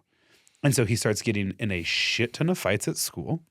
Well, the death of his friend at 16 years old radicalizes him. And then I think what's so funny here is Gavrilo is still so unimportant of a person that we actually struggled to pin down historical fact during these like 2 or 3 years of his life because no one's really documenting it. Right, I mean, we kind of have some stuff from his school or whatever, but no one's like, this guy's gonna be something. Yeah. So we don't have like a record to go back on. And he's not interacting with powerful people. Right. He's like, he is truly a nobody. So he gets kicked out of school in Sarajevo. It's either because he attended an anti-Habsburg dynasty rally, which wouldn't have been allowed by the government at the time because the king is part of the government, or he maybe is bringing brass knuckles to school and threatening to punch his classmates who are supportive of the empire. Okay. Hard to verify either of those. Yeah. They do, however, coming from contradictory sources and fit nicely into a theme of how he, especially as he gets older and older, is increasingly disgruntled with what he is experiencing going on. Right. So at the age in 1912, 17, 18 years old, he moves from Sarajevo to Belgrade, the capital of Serbia. 17? Yes. He walks across. Whoa. Takes a couple days. Lands in Belgrade, capital of Serbia, which is all a tither with everything. They're fighting their own war. We're not going to get into the geopolitics. But they're like, we need soldiers. And he's like, great news, guys. I'm a soldier now. Correct. I'm ready to do that exact thing. And they're like, you are sickly and small. And so we will not be accepting you into the army, but thank you and please enjoy your time in Serbia. Is there someone that's going to inject him with stuff that makes him crazy strong like Captain America? Kind of. It's going to be a person that potentially continues to inject radicalization into him to help him join a secret, not governmental spy ring. I could not have predicted any of the next words in that sentence. Okay, so I thought that sentence was going to end much earlier than it did. So Gavrilo flees the Austro-Hungarian Empire and goes into Serbia with all sorts of questions around, like how can he stop the Austro-Hungarian Empire from doing this? Why on earth do they get the right to rule? Is violence acceptable? The Habsburg dynasty has used violence to get into that position. So if they can use violence to get into this position, certainly I can use violence to like get them out of this position. Yeah. If they can use violence, so can I. Yeah. If their rule is justified and maintained by the exceptional use of violence and coercion against us, why can't I do that back to them? Right. I mean, yeah. Dangerous, radical questions that also feel deeply rational and understandable, even if it does mean you're going to end up literally killing somebody. Yeah. Wow. He's in Serbia. Wants to join the army. He can't. He's back in his coffee shops doing his favorite thing. Yeah. When somebody with the Serbian government is like, you seem like you're out of options and you hate Austria-Hungary. And those are two very useful things to me. And don't we all love the idea of being scouted? You know, seen by someone and they see your potential. Being used for my radicalization, but he's using me for my radicalization. Yeah. Basically, the head of Serbian intelligence for the official Serbian government is like, hey, friend. Oh, the actual Serbian government? Correct. Okay. He's like, hey, friend. Because the actual Serbian government is based in Belgrade. Right. Okay. He's like, I would like you to join my organization. And Gavrilo's like, the government? And he's like, no. My secret spy ring. And Gavrilo's like, what? And he goes, well, so Serbia, we're like a recognized country with like embassies in other countries. That's and fair. like a diplomatic reputation that we need to uphold. And like actions need to go through like specific channels. Bureaucratic bullshit. Right. And there are certain things we would like to do that just can't get through those processes. Like Kill somebody. steal the Declaration of Independence. Nick Cage comes out of the shadows snapping. Kill them. Murder Yes, the murder Archduke them. Franz Yes. Ferdinand and anyone else who gets into our way. Okay. So it wasn't him just out of political rage. It was someone he was no. mad. Oh, okay. Yeah, you are dead on there. Gavrilo flees to Serbia with the intention of serving honorably in the Serbian National Army to fight against the, you guessed it, Bulgarians. What? Like I said, there's a whole separate conflict that we're not talking about What? right now. But he can't. And he doesn't want to go back to Sarajevo. What's there for him? So he's in Belgrade, hoping to find something. And he gets drawn into this organization. Here's how secret and under the table it is. Is it Scientology? It's not, but it's super close. It's even worse. They're not paying him. Oh, no. And so that winter, the winter of 1913, he heads back to Bosnia and spends the winter with his parents. Oh, okay. An experience that would radicalize any modern American towards violence. Yeah, that's actually so real. Like a unheated dirt floor house in the mountains of western Bosnia. My brain autofilled an unheated rivalry. In many ways, yes. And that's not to say that that's not a beautiful part of the world or whatever else, but like we're just used to certain comforts that are not existing in 1913 Bosnia. Yeah. And so then Gavrilo comes back to Belgrade in the spring of 2014. Okay. He's back ready to 1914, ready to join his secret organization known as the Black Hand and get to it. When he gets to Belgrade, Belgrade is all a tither because it's been announced that summer, Archduke Franz Ferdinand of the Austro-Hungarian Empire is going to be making a visit to Sarajevo. Ooh. And that's concerning for the average Serbian. Right. An opportunity. Yeah. If you see it that way. Right. See, the Archduke Franz Ferdinand is going to visit Sarajevo on June 28th, which is an important date for Serbians and Bosnian Serbs. Right. He is essentially visiting Sarajevo to remind those who live there of the empire's influence on Bosnian Serbians' 4th of July 9/11. Oh, that's okay. Yeah. He's like, let's celebrate. Correct. And also, I have power. There's maybe an unappreciation of what's going on. Maybe the Archduke Franz Ferdinand is trying to show respect to that holiday by like going there and like acknowledging it. Right. Considering June 28th is viewed as like an important day for Serbian and especially Bosnian Serbian independence. Right. It is maybe viewed in the exact opposite way. Where is Sarajevo? Is it still here? Is that still a city today? It's still a city today and it's still called Sarajevo today. Okay. Yeah. Where is it in relation to Prague? So from where we were in Prague, if you go directly south, that's going to get you to his original village, which was in the top western part of Bosnia. Sarajevo's bottom part of Bosnia. It's in the south-ish eastern portion of the country. So they're pissed that he's going. Right. They're also worried, though. Yeah. They're worried because the arrival of the Archduke Franz Ferdinand to Sarajevo, which is so close to Serbia, could actually be the disguise of a military buildup that launches an attack into Serbia. Ooh. Especially because Serbia has just finished its second war against the Bulgarians. Okay. They're maybe viewed as weak. They're maybe viewed as like worn out a little bit. The Archduke being there means obviously the military is going to be there. In fact, maybe they're going to kind of run some war games, which is something that like these empires would do, like try out some techniques and stuff.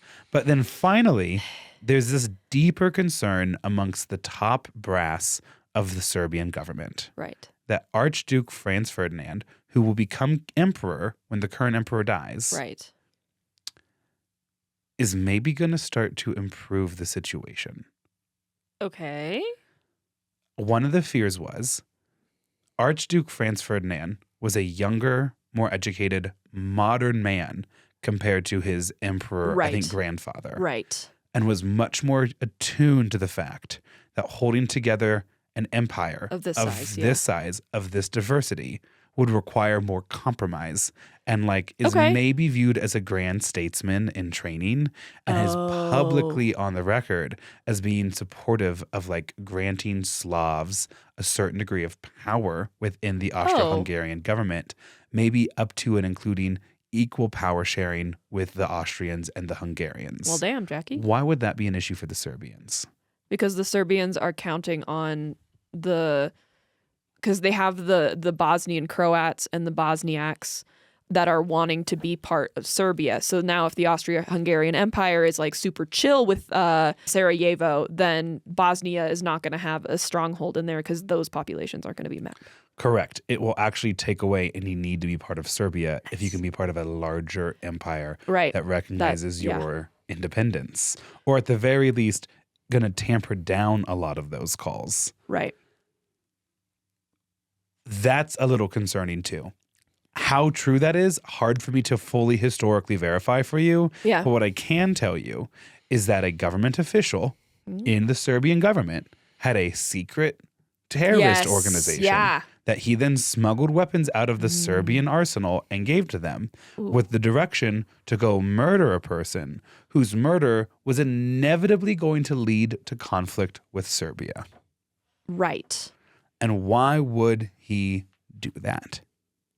Like actually? No, I mean, there's like all the reasons that we've listed before. Yeah. Maybe it's like they're concerned about an attack and it won't happen if he gets assassinated. Maybe they are concerned about like his future as like a uniter of people. Maybe this is kind of just like a wild and crazy man who like hates the Austrians and he has like an opportunity and like shooters take their shot, you know? Yeah. Like there is... It doesn't feel like they're equipped for another war right now, right? Well, yes, or I mean, because they kind of won both of them. So like, or you're on a win streak. They're just, okay. And which man wouldn't destabilize an entire empire as a vanity project? You know what I mean? We saw Enron, so men is just full of history being destabilized by what fucking men. Correct. So these 7 like terrorists are funneled back into Austria-Hungary, right? Specifically back to Sarajevo, right? With like a handful of pistols and like 5 grenades. They are. Oh, that's not enough. No, they are like the most loosely armed terrorist group you have would ever assume seen. that's like a prank gone wrong. Like that's not nearly enough. What are you talking about? Right. Whoa. The instructions they're gonna get are also super vague. Oh. They're gonna be like, on the day that it's gonna happen. Yeah. Assassinate the Archduke if it seems right. Like, if the vibes are right, if you're in the good position, whatever, it's kind of like, here you go. Have fun. Have fun. Good luck. And these are all such like lower class people that... They're young people. They're lower class. Interesting enough, there's at least one Bosniak in the group, along with some Bosnian Serbs. Again, it's a really weird and interesting overlay of things. But that gets us to our second to last chapter, the final act. Okay.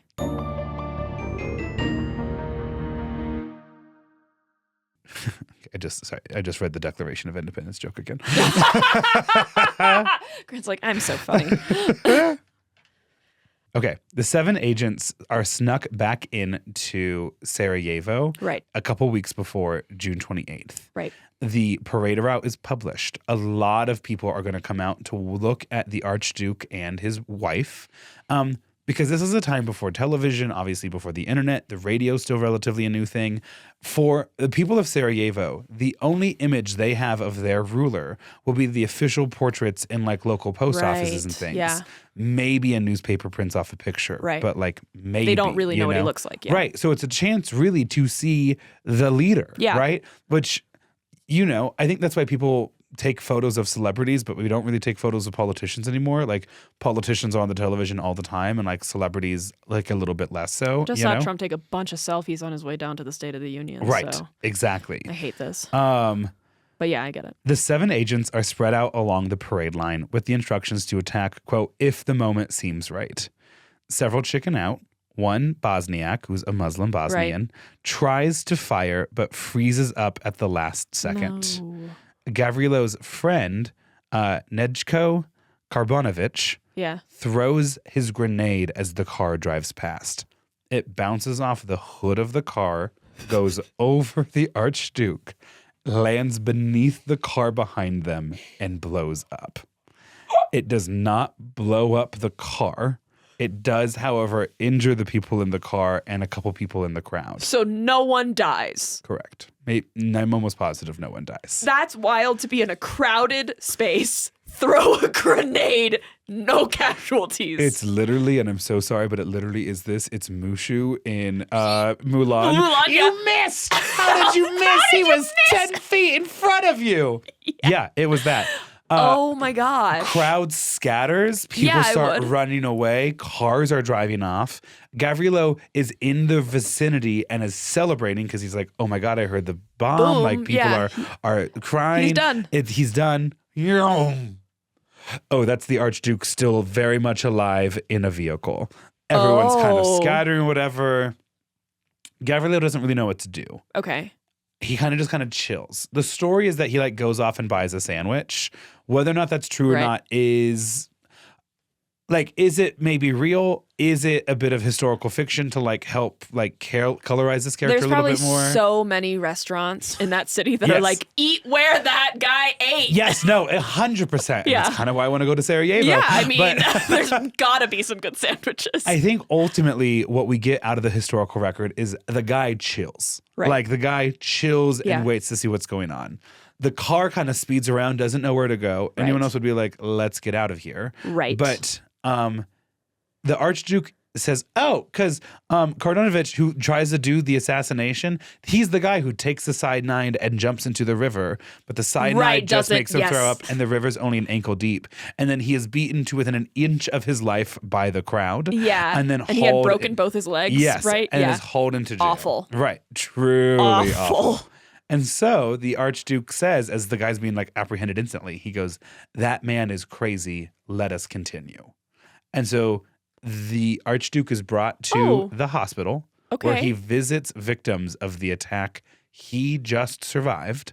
Okay. And the organizers are like, this was crazy. We still want you to see the city because you don't seem to be in a rush to leave. Yeah. We're going to change the parade route. That's great optics. Correct. Whoever his PR person is killing it. If only they had gotten a driver who knew the new parade route. Ooh. Kind of putters back onto it. And then again, this is kind of now where historical fiction and historical reality gets mixed up a little bit. But essentially, and I don't want to miss because this is a really good one. The driver of the Archduke's car drives away from the hospital unaware of the change of route, gets lost in the city streets, and stops ultimately on a street when a officer is like, you're going the wrong way, you need to do this or that. Yeah. He manages, however, essentially to like stop in front of Gavrilo Princip, who tries to pull out a grenade and like can't get it out of his pocket. So instead reaches for a pistol, points at the Archduke and his wife, fires multiple times at both of them, hitting the Archduke and his wife. Oh. This is a little sad moment. So if you've enjoyed the little history, you're about to hear the final words, and they're sweet but sad. So plus 15 if you don't want to hear that. The Archduke immediately grabs his wife and cradles her in her arms. His last words are, Sophie, Sophie, don't die, live for our children. He is then asked about his own injuries by an officer and says, it is nothing, while holding his wife, losing consciousness, and passing away. Oh my God. Yeah, it is the most devastating way. Because the tough thing too is like, you oftentimes think of these like royals as like horrible people. Yeah, but like, he loved his wife. He loved his wife and he loved his children. And so much so that he was like begging his wife to stay alive for their children while he's dying. So occupied with her, isn't even aware that he's been hit. Oh. And obviously they knew this was an important moment, so they kept both of their outfits and they're like on display now. And so there is still the original blood stains because they don't get cleaned. Yeah. And like you can see pictures of it, and it's not like horrific. Yeah. But you look at it and you're like, that's death. Yeah. Like that much. That's a lot of blood. That's a lot of blood too high up on the body. You know? And that's part of this narrative that has always been around when it came to this assassination, was that Archduke Franz Ferdinand was a lover boy who loved his wife, who was a friend of the Slavs, right, who was going to unite this region together. Yeah. And if he had lived, we would have avoided World War I. You would have had this perfect European Union type Austro-Hungarian Empire, right, with a man who loves his wife. And some evil, deranged man came in with no real forethought and executed him in cold blood. And that version of the story is kind of true. Like, but let's also not there's erase no it. ethical billionaires and also no ethical Right. royals. There's no ethical billionaires, and the death of one well-meaning prince doesn't necessarily justify 10,000 years of like princely rule through violence. You're in a community that you have taken with violence. Yes. Just because some people are glad that you are there does not forgive or the are fact. happy that you have made their situation marginally better from what it previously was. Correct. And if the Bosnian Serbs are not allowed power because of their ancestors and who they are affiliated with, then you then too hold guilt and accountability for your people and who you are like with. the privilege that you have generationally inherited. Correct. And so like that's tough. Yeah. You know, like yeah. It's tough. That's like, all I'm trying to say. Yeah. I get why he was motivated to violence. 100%. If I say instead, Gavrilo Princip, after seeing his country overrun and losing 6 of his siblings in childhood, took vengeance on the man operating the system that made that a reality, we would call that man Luigi Mangione. Well, but you know what I mean? Kind of interesting because we talked about him in the last episode too, you know? There's a lot of similarities. There's a lot of similarities. Yeah. And Luigi's guilt is what it is if they prove that he's guilty of whatever. So what did Gavrilo order when he went to McDonald's after? I think I love that there's also a restaurant involved though. Like there's still food involved in this assassination attempt. Yes, no, exactly. Or assassination, not attempt, just assassination. The crowd basically jumps on Gavrilo immediately. He reaches for his pistol, right? It's knocked out of his hands before he can bring it to his own head. Ooh. He reaches for cyanide. That's like crushed in his hand and like kicked away. He is like immediately manhandled. It is clear instantly from the reaction of the people in the crowd that the assassination of the Archduke is not something other people were hoping to see. Yeah. So you have 2 pictures here. Both are from his arrest. Because this is the birth of photography. You fucking love covering an assassination. I really do. I think it's only my second one, right? You did John Wilkes Booth. Yep. And you did Rasputin. Okay. And Charles Guiteau. Oh, I did Charles. I really do loving a presidential assassination I didn't even know about. I really do love looking at an open and closed assassination attempt and being like, but is there nuance there? Yeah. Are we missing part of is. Are we missing part of the story? Oh my God. That's wild. That's so cool. What I think's so cool too is like obviously every photographer in the city is on that parade route because it's 1914 and you're going to see the Archduke, right? Yeah. But that meant there are also a lot of them there to capture him. In that second photo of him kind of being dragged into the police station. Oh yeah. Almost every single one of those officers would be wearing a red hat, a deep navy coat, and red pants. And the handful of people that are dressed differently are in light blue officer uniforms. Oh, okay. I've seen some colorized versions. I don't share them because they're more like historical guesses, but like it helps paint a picture too. Yeah. But it's just, I think that's kind of fascinating to think about because it's a modern era, but it's also still these like silly little 1800s imperial uniforms. This one on top, like, just like almost looks like a painting. Yes. And like it might be the way it's been copied over and over again. I think so. And I also think there was some editing going on in the 100%. the printing process on the faces, especially because they look real weird. But it's just so fascinating to me. I love that shit. And it might be a picture that was then turned into a painting that was painted over. Yeah. But he's just basically being led down the street and most of the officers have swords, which is what they're planning on using. We should have never left that. Like sword. Swords and batons. You know, like this, it looks like the goddamn cast of like The Music Man. It really does. It really does. The immediate aftermath of the assassination is chaos and justice. Right. That day, it's kind of like it's figured out Serbia is in some way involved. It's a Serb or it's a Bosnian Serb. So much so that many residents of Sarajevo open up the windows of their apartments and throw out anything that's been made in Serbia. The streets are now littered with their rejection of Serbia. Wow, that's powerful. Right. The assassination in some ways like pushes this region away from Serbia, which certainly was not Gavrilo's intention. Right. It was to do actually maybe the exact opposite, like rise up and free yourself. Yeah. Most of the conspirators are caught. Almost all of them are hung. Oh. Except for Gavrilo. Oh. When Gavrilo commits the assassination of Archduke Franz Ferdinand, he is 19 years old. According to Austro-Hungarian law, you have to be 20 at the time the crime is committed to be eligible for the death penalty. Well. And what's particularly interesting and brings this story in a weird way full circle, the region Gavrilo is born in is so poor and so underdeveloped. His exact date of birth is unknown. The court accepts the like official imperial account. So he could have just lied. No, there's actually just a couple different dates for when he was born. Oh, okay. The court accepts, as I understand it, the imperially recorded one, which might have been up to a month later than when he was actually born, when it was fully. So would he have been 20? Yes. Wow. By a couple of days. Wow. History do be wild. Isn't that such a crazy little plot twist? Yeah. Wow. Gavrilo will be sent to a prison at a fort near the Czech town of Theresienstadt. He will be miserable the entire time. He will be chained up to a wall basically the entire time in solitary confinement. He will get such debilitating tuberculosis he'll lose all function in his right hand until he slowly passes away. That's a human rights violation. 100%. For sure. But I find this sentence very interesting. I'm about to tell you.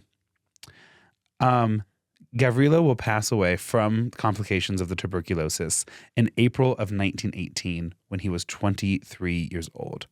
Almost exactly 6 months after his death, under the pressure of World War I, the Austro-Hungarian Empire will begin to dissolve, as in October of 1918, Slovenia and the Czech Republic declare their independence, followed by other nations. And by 1919, the Austro-Hungarian Empire functionally does not exist anymore.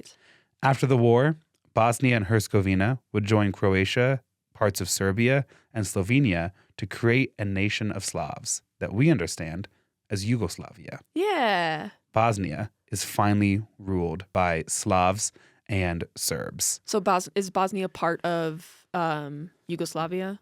Not anymore. Because Yugoslavia doesn't exist anymore. But when it did, it was like the heart geographically of it. It was like Serbia, maybe kind of sometimes Albania, up to Bosnia, Herzegovina, Croatia, Slovenia, kind of topped it all off, along with maybe some peripheral things. When did Yugoslavia cease to exist? Existed between World War I and World War II, is invaded by the Germans, recreated after World War II. It's communist. It's largely held together by a communist charismatic leader who is good at playing the Soviet Union against Western powers and like kind of bounces back and forth. And he has a real like kind of finger on the pulse for like how to keep these different people together. After his like death or he steps down or whatever, the next couple leaders struggle to maintain that kind of cohesion. Connection. And it dissolves ironically in a lot the same way the Austro-Hungarian Empire did. And then in that dissolution, which starts in the 80s, you then see like a power vacuum emerge and some other important things happen that ultimately lead to the Bosnian genocide of Bosniaks. It's all part of this very unique, kind of complicated, oftentimes deeply tragic history of this region. Now, what's so interesting at the end of this episode now is that Gavrilo Princip is known as the man who started World War I. His bullets killed the man whose death will be used by the Austro-Hungarian Empire to declare war against Serbia. That declaration will pull Russia into the war. This is what I love this. Which will then trigger Germany to come into the war. Who is joining for who? Austria-Hungary attacks Serbia. Serbia calls its ally Russia to come in. Russia has now attacked Austria-Hungary. Only on paper at this point. But everyone's like, well, don't touch my friend, and then joins. Yeah. That triggers Germany's alliance with Austria-Hungary. Okay. And that brings Germany into the war. Right. The Russians have a treaty with the French that if the Germans ever attack them, the French will go to war. Yes. So the French enter the war. The Italians are like, ooh, Austria-Hungary, Germany, our alliance is a defensive war, and we view this as an offensive war. Well. That voids our contract. We're out. And like 2 years later, they will actually go to war against the Austro-Hungarians and the Germans to get parts of Austria and Slovenia. And they will, but not enough. And that's why they'll become fascist. But that's a whole different thing.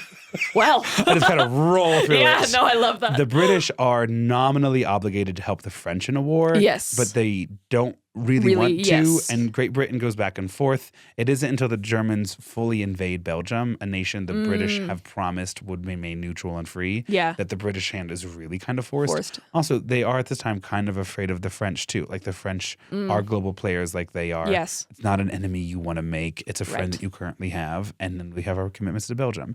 And so all of that trips off. Is that Gavrilino's fault? No. It's not Gavrilino's fault. If anything, like, blame Otto von Bismarck, the German statesman in the 1880s who created the modern German state and then also created this complicated web of alliances intentionally to stop these countries from going to war with each other. Or blame the Serbian government who specifically funded terrorist organizations that then committed this assassination. Or blame the Austro-Hungarian Empire who felt convinced they'd win a war, convinced they'd have Germany's support, and had no reason to say no. Or blame any of the other powerful and exclusively men in all of these countries who had the opportunity to avoid war to change something. In many cases, simply didn't want to. Yeah. The idea that a poor, nearly orphaned Bosnian Serb, malnourished Bosnian Serb, barely educated, radicalized by his experience in a country that's been overrun by an empire that is far and distant, wooed by a nation across the river who he culturally and ethnically identifies with, who feels oppressed by a system that's existed for centuries before he was born, is largely responsible for the state of the world that he lives in, is unresponsive and uncaring about his feelings, and has no interest in sharing power with him. Like, all of these things paint a really complicated picture of an assassin. First, Grant was really into misunderstood female authors. Now he's into kind of misunderstood assassins. Who are generally men. Yeah.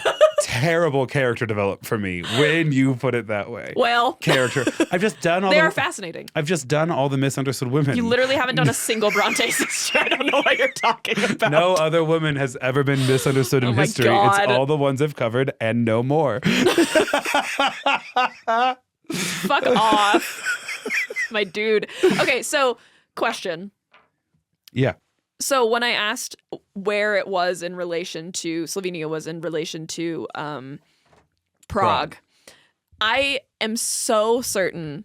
I was trying to remember if it was Prague or Salzburg that we went on this tour. I think it was Prague that we went on this tour and we walked through a park where there was an important assassination that happened or an assassination attempt. And so in my head, I was like, did it happen in Prague? And I'm just really not remembering it. My guess is that it happened in Prague against some of the Nazi occupiers. That's what I think it was. Who responded with extreme levels of brutality, but is known as a moment of real pride for the Czech people. Yeah, because I was I can't remember, but then I think I remember the tour guide telling us that it was one of the architects of the Holocaust that was driving in the car. Yep, that's Prague. But yeah, okay. Also, Slovenia is not the same as Sarajevo. Although both of them have large Slavic populations. I, like all white men, look and sound the same to me, and as do their names. And I say this with all the love in my heart. Sometimes the Eastern European city names,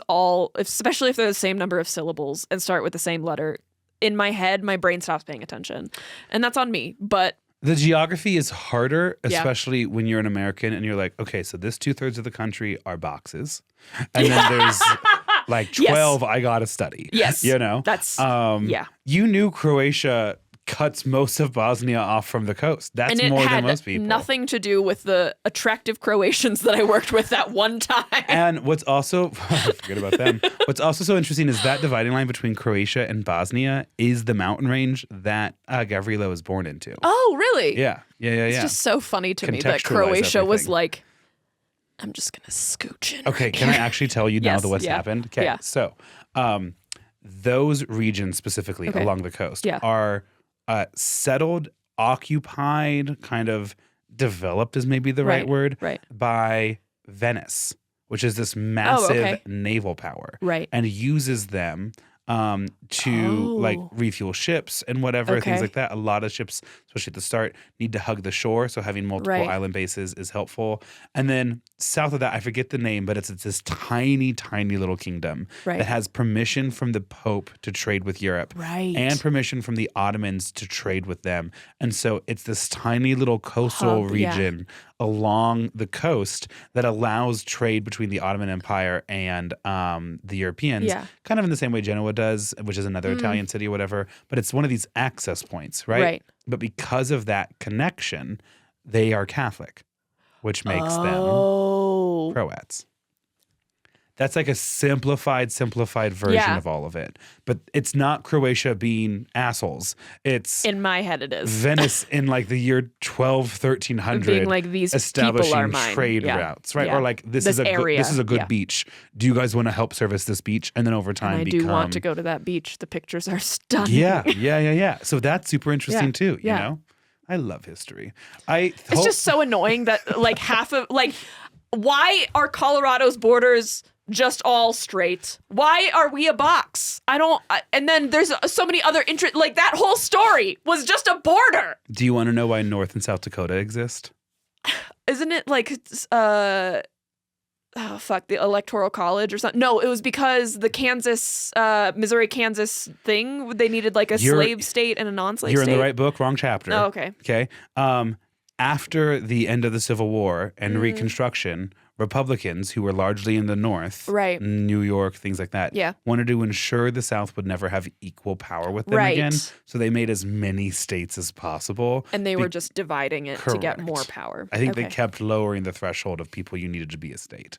That's why we have Wyoming. So literally, yes. Well, do you know how Wyoming does their license plates? No. They have, my dad lived in Wyoming for a little bit. It's like, instead of like the classic like 3 number or 4 number, 3 number, whatever, there's just like 1 number, 1 or 2 digits, and then like a 4-digit code.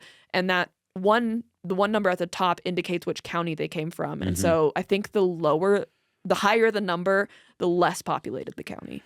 Nebraska does the same thing, but the county codes were assigned in like 1930. Oh, so they make no sense now? Actually, a lot of them still make quite a bit of sense, but some of them do not at all. Love that. Yeah, they just numbered it based off of the number of people in that county. Yeah. Which, like, why don't you just move left to right? Whatever, that's fine. And so it's like, because Nebraska has 93 counties and Wyoming, I think, has like 8 or 9. Yeah. So it's like a Nebraska flex to know the county number for each county. Wow. Yeah. Like my parents' home county of Gage County, 3. Well. I know. Which means in 1930, after Lancaster and Douglas, it was the 3rd largest. No one cares. Literally no one cares about this. I hear it sometimes. Too late, but I do hear it. I find it interesting to hear you talk about things that you are passionate about, clearly. Okay, I have a boyfriend. You need to, like, back off. And I've been coming on to you as strong as I thought I could in the last 3 years, and clearly you haven't taken any hints. You going, I don't want to share you with anybody else, was probably the clearest sign. Probably the clearest sign. Well, and then there's that. And then there's that. This has been good. Yeah. Any other crazy questions you want to know about this time period? I'm just enjoying this and giving you one final chance. I just love the like, what is it called? The like mathematical curve that like snail shells are. Like the snake eating its own tail?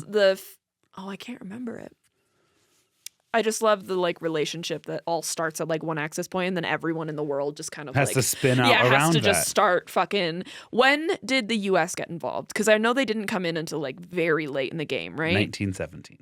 Yeah, and when did the war end? 1918. Yeah, that's what I thought. Okay, yeah. Yeah.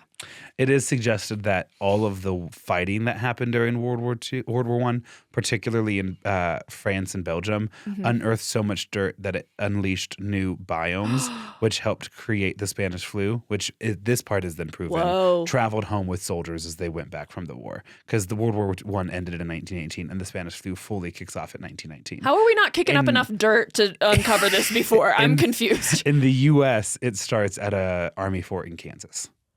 Well, which means it's actually been elsewhere, but like that was the first time it was concentrated. It said something that it was at like an army base. Even more interesting, America is led by Woodrow Wilson at the time. Yeah. Who will get the U.S. into the war, have this big grand plan for peace afterwards, suffer a stroke, and Mrs. Wilson would largely have to run the country secretly for her husband until the end of his term in 1920. Was Winston Churchill involved in World War I? So good of a question to ask. Winston Churchill and Franklin Delano Roosevelt both work for the Navy departments of their respective governments. And then will be World War II leaders. Correct. Under different means, but yes. Damn. Was Japan involved in World War I? Yes. They fought on the side of the Americans and the British to seize German colonies in China.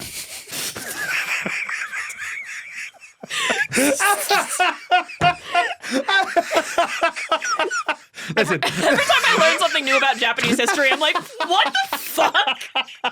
And we're obviously not laughing at colonization, but the sentence, Japan fought with America and Great Britain to seize Germany's colonies in China. Yeah, just fucking crazy. Okay, yeah.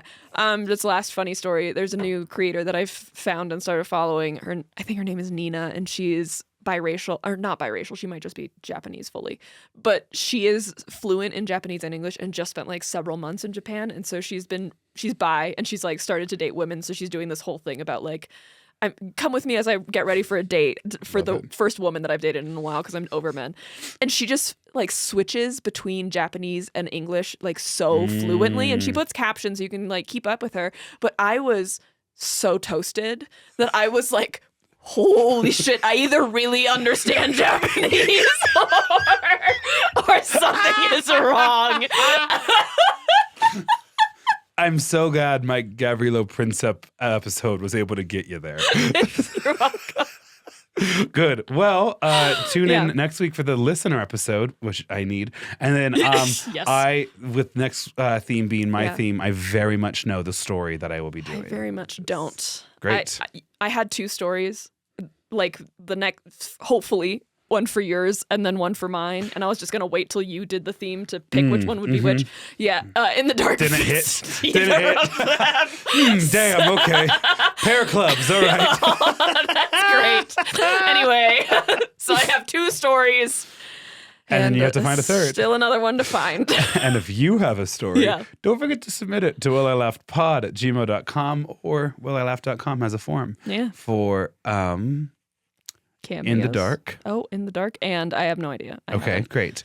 And to also, cameos exist, so go ahead and request those for your upcoming Easter Day celebration. Easter Day. If you want us to rise from the dead, honey, you're going to order a cameo from us. I don't know. Trying to celebrate you drinking wine again after giving it up for Lent. If you did that. If you'd like someone special to help celebrate your zombie god, let us know.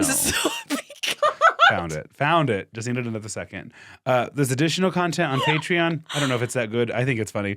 You can find us on social media, and I'm Grant. And I'm Maya. Okay, bye. I don't like that we're actually doing that now. Okay, I need another drink. Okay, yeah.